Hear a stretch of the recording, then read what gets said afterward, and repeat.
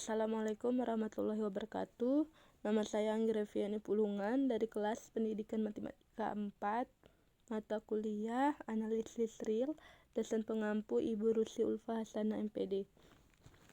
Baiklah, di sini saya akan menjelaskan teorema 5.3.5 yaitu Location of Roots Theorem. Nah, yang artinya itu teorema letak akar. Adapun bunyi dari teorema itu yaitu misalkan interval I mempunyai titik A, B dan F memetakan ke I ke bilangan real kontinu pada I. Jika FA lebih kecil dari 0, lebih kecil dari FB, atau FA-nya lebih besar dari 0, lebih besar dari FB, maka terdapat sebuah bilangan C elemen A, B sedemikian sehingga FC sama dengan 0. Nah, dapat kita lihat di sini saya sudah membuktikannya terlebih dahulu dengan menggunakan gambar di titik A dan B, kemudian ada ini saya hubungkan kedua titik itu. Nah, akan tetapi agar lebih jelas saya akan menggambarkan ulang lagi. Untuk lebih jelasnya saya akan membuktikan ulang lagi.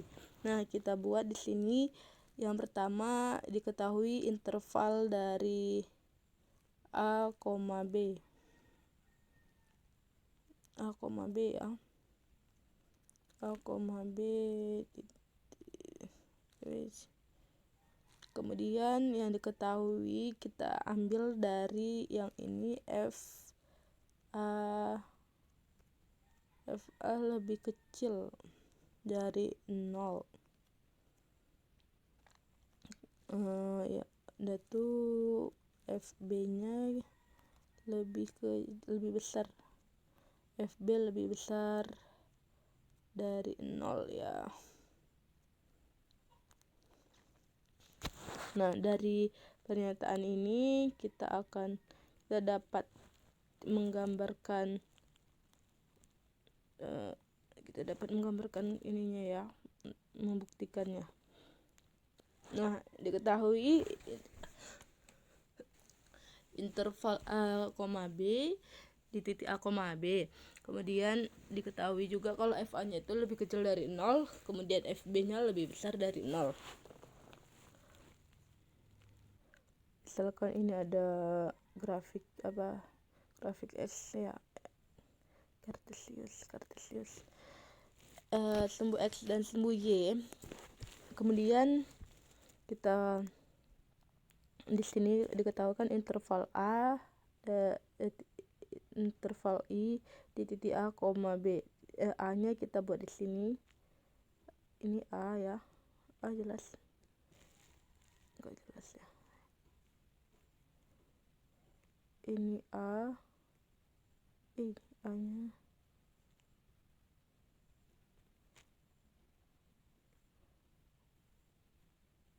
Ini A ya, kemudian di sini ada titik B.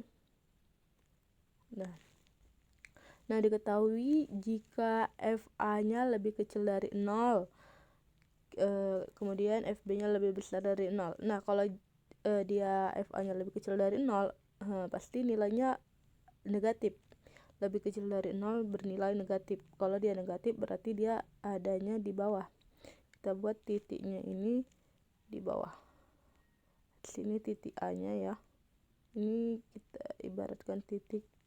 Kemudian kalau FB-nya lebih besar dari 0 berarti dia positif. Dia berada di atas.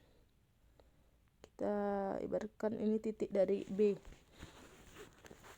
Kemudian setelah dapat kedua titik ini, maka langkah selanjutnya adalah kita hubungkan kedua titik ini menjadi garis. Kita hubungkan. Nah, setelah kita hubungkan, ini kita lihat ada perpotongan garis ini dengan sumbu X. Nah, di mana sumbu X yang memotong sumbu X ini kita namakan FC. berarti FC sama dengan 0. Ini titik FC ya. Nah, sampai di sini mungkin kurang lebih gambarnya seperti ini. Kita telah membuktikannya dengan gambar. Oke, selanjutnya. Nah, di sini kita juga akan membuktikan yang pertama itu kita asumsikan bahwa FA-nya lebih kecil dari 0, lebih kecil dari FB. Kita akan bangun sebuah barisan dari interval dengan bisukesif biseksi. Misalkan interval I sama dengan A, B, di mana A1 sama dengan A, B1 sama dengan B, dan P1 menjadi titik tengah P1 sama dengan setengah A1, B1. Nah, kurang lebih ini sama seperti yang telah kita buat sebelumnya. Nah, di sini kita juga akan membuktikannya. Ini ada titik. Kan ini harus kita ingat ya, FA-nya lebih kecil dari 0, kemudian FB-nya lebih besar dari 0. Seperti yang tadi, FB,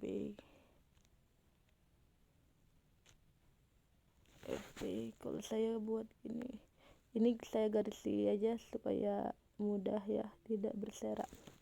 Kemudian kita buat ini titik A-nya ya. Kemudian di sini titik B-nya.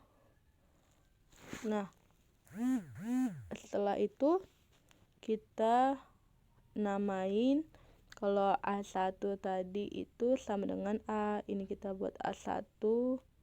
Ini interval di A1, B1 ya, berarti A1 ini interval dari A1, interval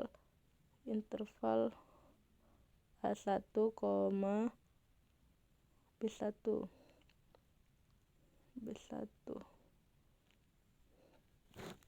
Ini A1, kemudian ini B1. Langkah kedua kita cari titik P. P itu adalah nilai tengah dari setengah A1, B1. Nah, tadi kita sudah menggambarkan, kita tahu kalau P itu merupakan titik tengah dari kedua kedua titik ini A, B, berarti P1-nya di tengah-tengah ini. Nah, maka terbukti bahwa A1 sama dengan A, B1 sama dengan B, kemudian P1 sama dengan setengah dari A1, B. Oke, untuk selanjutnya, jika P1 sama dengan 0, kita ambil C sama dengan P1. Nah, kalau di sini berarti permasalahannya kalau FP1-nya udah diketahui 0, berarti permasalahannya cuma sampai di sini saja. Kalau udah titik tengahnya 0, berarti tidak ada lanjutannya, berarti berhenti sampai di sini. C-nya sama dengan P1. Lain hal kalau misalnya dia lebih besar dari 0 atau lebih kecil dari 0, berarti itu akan terus tetap membagi dua antara A1 dengan B1. Oke, untuk lebih paham kita lanjutkan lagi ini. Nah, di sini jika P1 tidak sama dengan 0, maka memungkinkan adalah P1 lebih besar atau P1 lebih kecil. Nah, kejadian ini hampir sama dengan yang tadi, dengan slide yang pertama ya. Kalau dia lebih kecil atau lebih besar. Nah, jika dia lebih besar, berarti dia A2-nya sama dengan A1, sedangkan B2 sama dengan P1. Jika P1-nya lebih kecil dari 0, maka A2-nya sama dengan P1, B2-nya sama dengan B1. Oke, kita gambarkan. Ini kita hapus terlebih dahulu.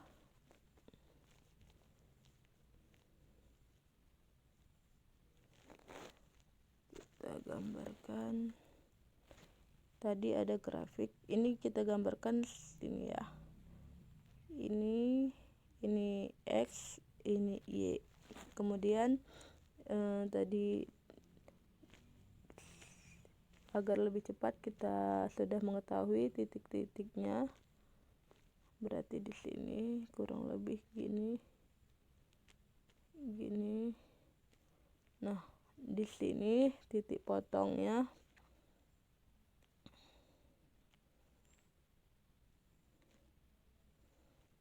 Ini A1. Enggak jelas kuningnya. Hitam aja deh. Ini namanya A1, ini namanya B1. Nah, kalau terdapat kayak gini, diketahui jika FP-nya lebih besar dari 0, maka A2 sama dengan A1, B2 sama dengan P1. Kita lihat dulu yang ini ya, yang ini. Dia lebih besar dari 0, berarti A1 sama dengan A2. Ini kan A1, berarti dia sama dengan A1 sama dengan A2. A2. Kemudian B2 nya sama dengan B1. B2 sama dengan P1. Nah, titik yang tengah ini tadi kita namakan P1. P1 itu sama dengan B2. B2 sama dengan P1. Nah, ini berarti dia garis membagi 2 dari FP1 lebih besar dari 0. Sedangkan kalau dia FP1 lebih kecil dari 0, berarti dia dari sini garisnya. Dari sini. Kita ganti warna biar jelas. Dari sini. Nah, jika FP-nya lebih kecil dari 0, maka A2-nya sama dengan P1. A2-nya sama dengan P1. P1 tadi kan ini ya. Ini P1, berarti ini kita buat A2 sama dengan P1. Di sini dia. Kemudian B2 sama dengan B1. Ini kan B1 ya. B2 sama dengan B1.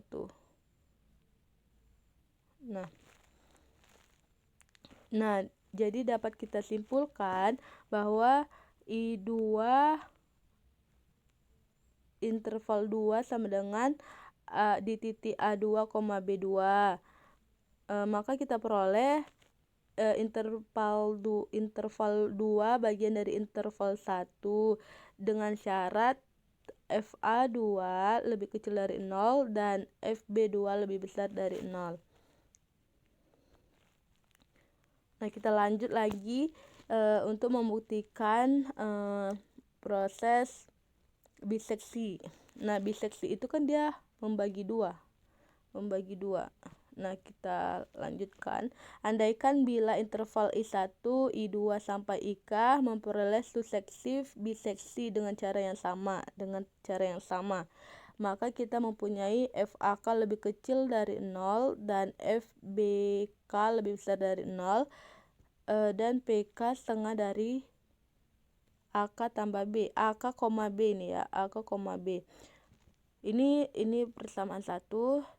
Kemudian jika FPK-nya sama dengan 0, maka dia mempunyai titik tengah C sama dengan PK. Ini persamaan 2, nanti kita akan buktikan. Kemudian yang ketiga, jika FPK lebih besar dari 0, maka mempunyai titik AK tambah 1 sama dengan AK. Kemudian B-nya BK tambah 1 sama dengan PK. Kemudian, sedangkan jika FPK-nya lebih kecil dari 0, maka titik AK tambah 1-nya sama dengan PK, BK tambah 1 sama dengan BK.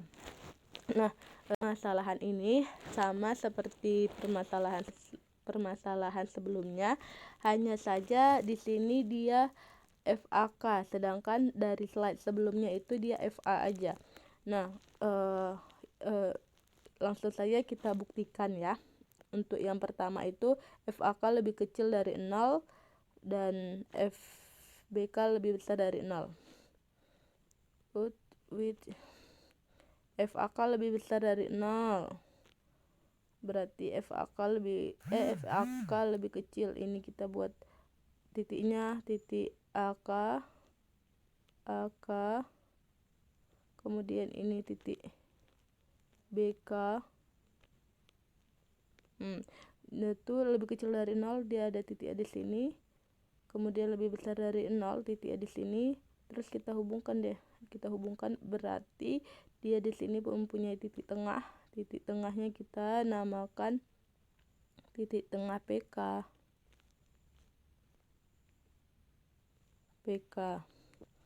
Kemudian nilai PK itu adalah setengah dari AK dan setengah dari BK. Oke, berarti persamaan satu sudah kita buktikan. Kemudian persamaan yang kedua. Nah, persamaan kedua tadi ini kalau misalnya FPK-nya itu 0, FPK-nya 0. Kalau dia 0 berarti dia di sini 0 itu kita buat nilai PK-nya sama dengan 0.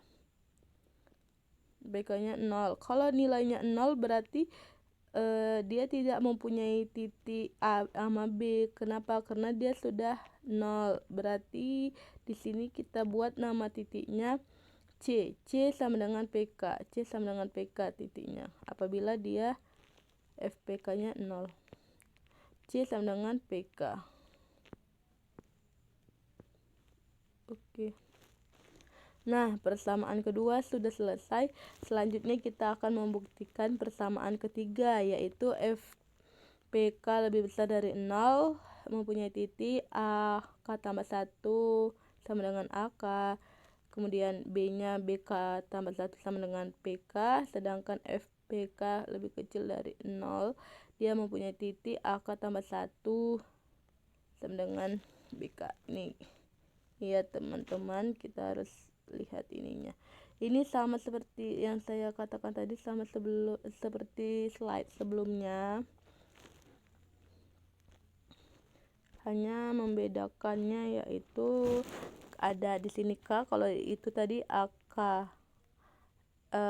Ini A1 gitu ya. Kalau ini AK tambah 1. Misalnya gini. Ini untuk FAK-nya lebih kecil dari 0.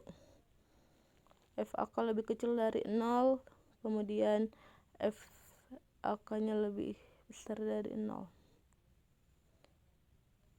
Ini kita buat tadi AK, ini BK, kemudian ini titik tengahnya di sini tadi.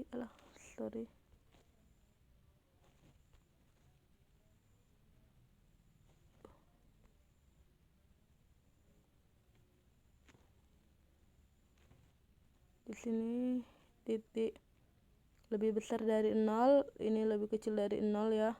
Terus kita hubungkan. Nah, di sini kita dapat titik tengahnya itu titik PK. Nah, setelah itu kita lihat kalau dia FPK-nya lebih kecil dari 0. Berarti titiknya itu dia mempunyai AK tambah 1 sama dengan PK. Ini AK tambah 1.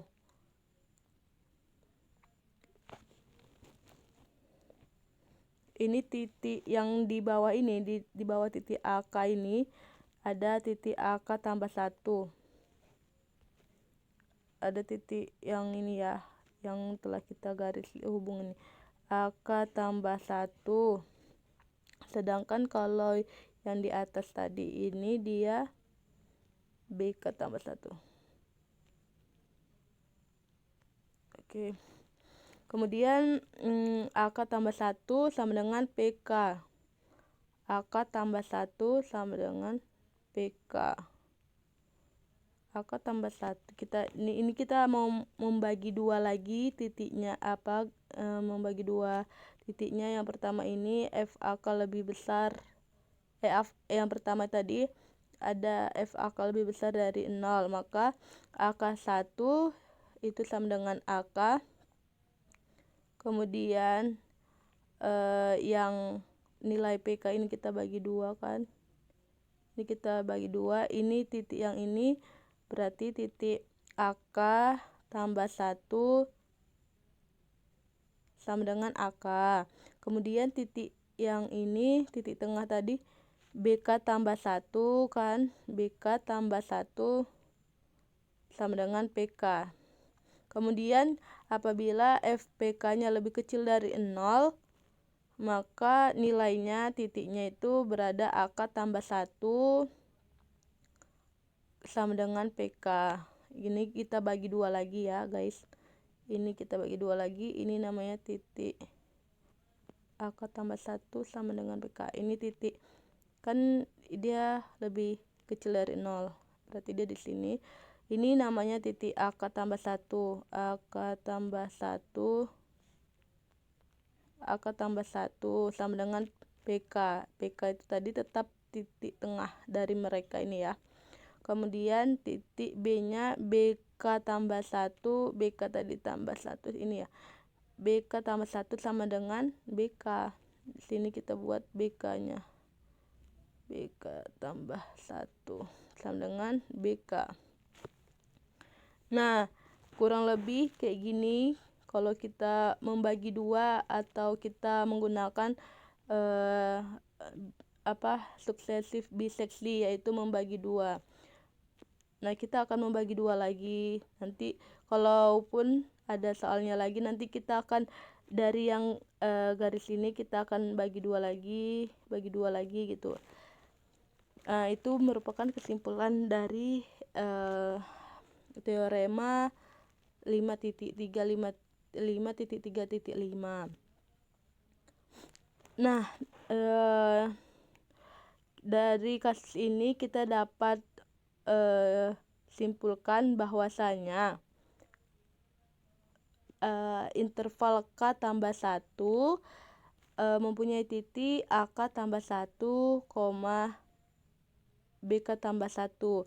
Maka jelas bahwa interval K tambah 1 bagian dari interval K dengan syarat FAK tambah 1 lebih kecil dari 0 dan FBK tambah 1 lebih besar dari 0. Nah, mungkin sekian dari saya. Terima kasih telah menonton. Apabila ada kata-kata yang salah, saya mohon maaf. Billahi taufiq wal hidayah. Wassalamualaikum warahmatullahi wabarakatuh.